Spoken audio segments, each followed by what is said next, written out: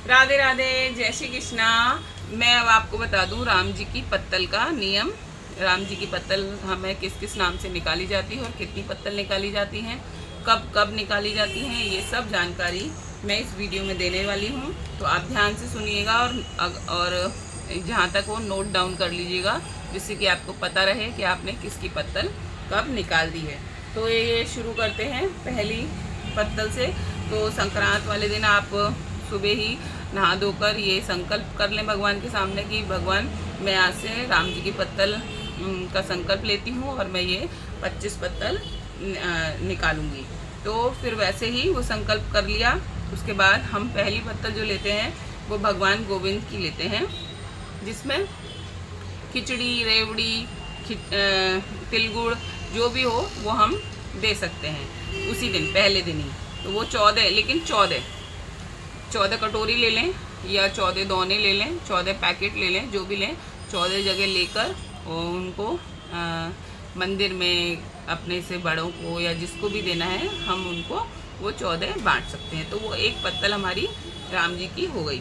उसके बाद दूसरी पत्तल आती है नर की, जिसमें सब नर नारी जो होते हैं उनका हो जाता है। तो उसमें हमें 14 जगह खाना निकालना होता है, रोटी, भाजी, पूड़ी, सब्जी जो भी आप बना सकते हैं वो 14 पत्तल प्लेट्स में निकाल दें, या हो सके तो आप पैकिंग करके 14 जगह वो भी बांट सकते हैं। तो वो कहीं मंदिर के बाहर या जहाँ भी आपको उचित लगे और कभी भी वो कर सकते हैं। ऐसा नहीं है कि संक्रांति वाले दिन ही करना है, आपको जब जो अच्छा दिन पड़े उस दिन वो आप 14 पत्तल निकाल सकते हैं। तीसरी पत्तल जो आती है वो भगवान नारायण की, जिसमें पीले रंग के ही लड्डू, जैसे बूंदी के हुए, बेसन के हुए, या पीली कोई मिठाई हुई, या कुछ नहीं तो पीले चीले बनाकर बेसन के, वो आप 14 जगह प्लेट में रखकर, कटोरी में रखकर, या फाइबर की जो प्लेट्स आती हैं उसमें रखकर 14 जगह 14 लोगों को बांट दें।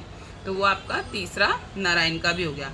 चौथा आप लिखते जाइए किस किस का पत्तल का नाम है। तो चौथा होता है चित्रगुप्त भगवान का, भगवान चित्रगुप्त, जो कि हम अगर जब हम जाएंगे इस लोक से तो सबसे पहले हमको भगवान चित्रगुप्त के पास ही जाना होगा।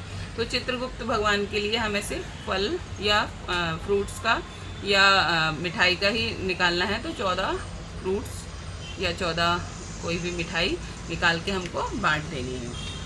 पांचवा आता है देवी देवताओं का, जो हमारे देवी देवता होते हैं सब, उन समस्त देवी देवता, उनके लिए भोजन जो भी हम बनाना चाहें, जहाँ तक है हलवा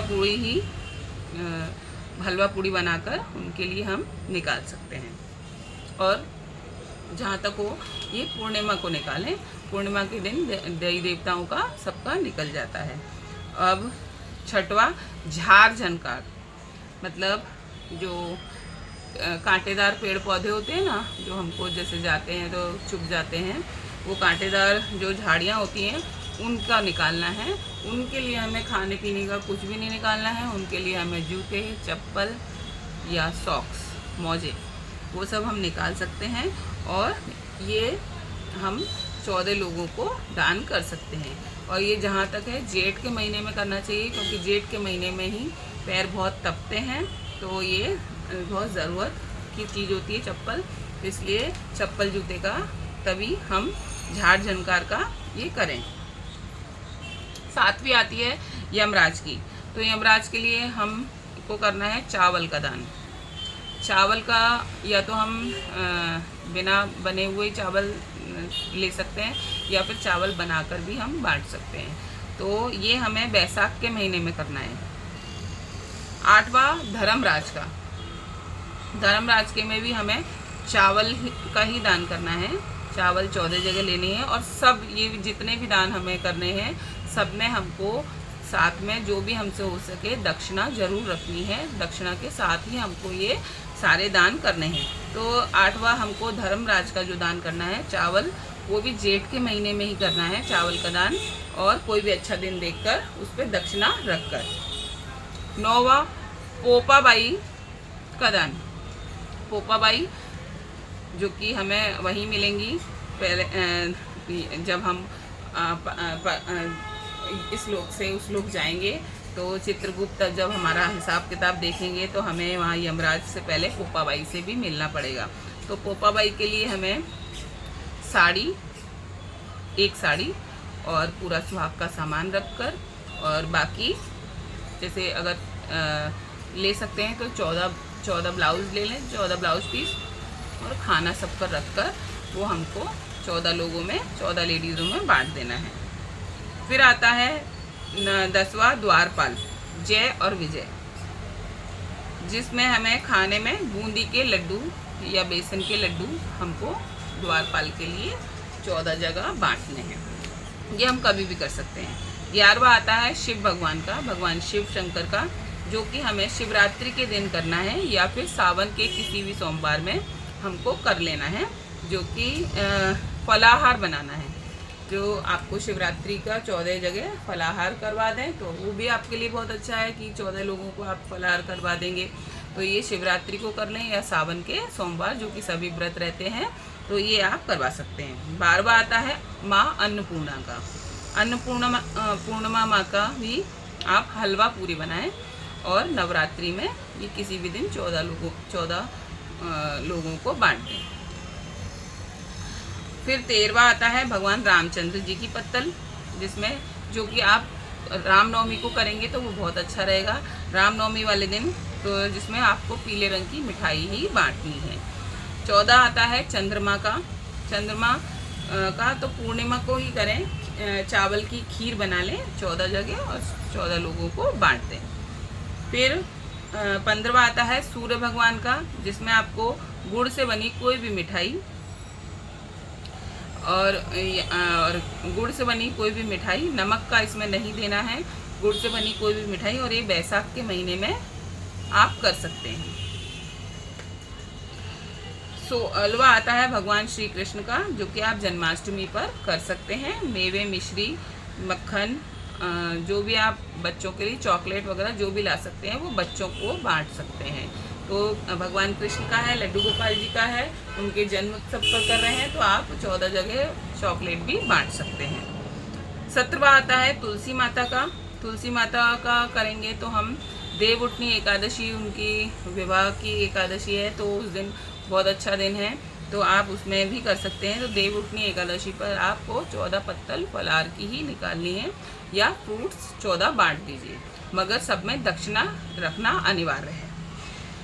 फिर आता है गंगा जमुना जी का, ये बहुत ज़रूरी है क्योंकि गंगा जमुना से ही सब चलता है।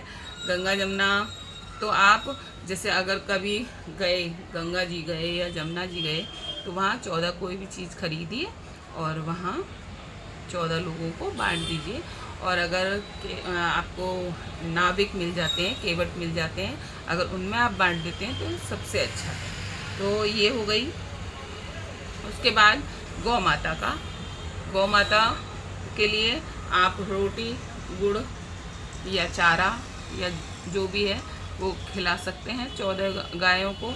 अगर 14 गाय आपके यहाँ नहीं मिल रही हैं तो आप एक गाय को खिलाकर बाकी का गौशाला में दे दीजिए और उनका जो भी दक्षिणा निकाली है वो दान पात्र में डाल दीजिए। फिर आया 20वां कुत्ते का, तो कुत्ते के लिए शनिवार को कर लें, किसी भी मतलब पूरे साल में कोई भी शनिवार को एक को कर लें।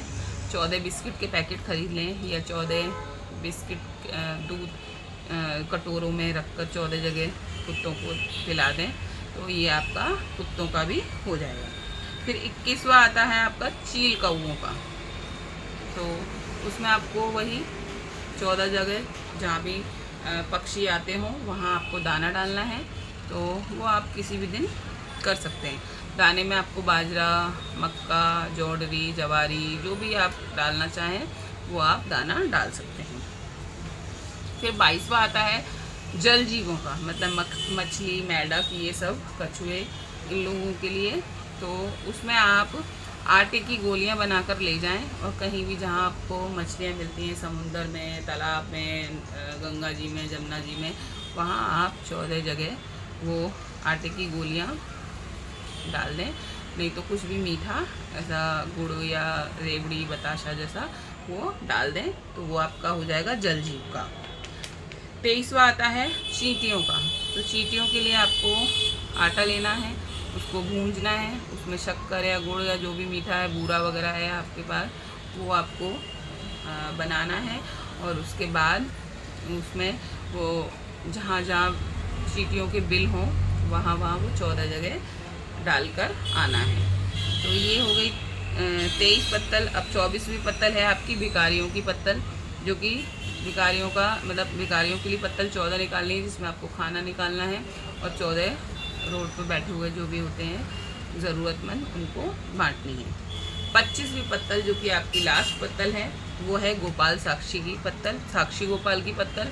इसमें आपको फल ले लें, फल फ्रूट्स ले लें या मिठाई ले लें, मतलब कुछ भी आप ले सकते हैं। और ये लास्ट आपको संक्रांति पर ही करना है। चाहे आप 1 साल में कर रहे हो तो अगली संक्रांति पे करें, या 2 साल में कर रहे हो तो उस पे करें, मगर ये लास्ट साक्षी गोपाल की पत्तल जो है वो लास्ट में ही आपको करनी है।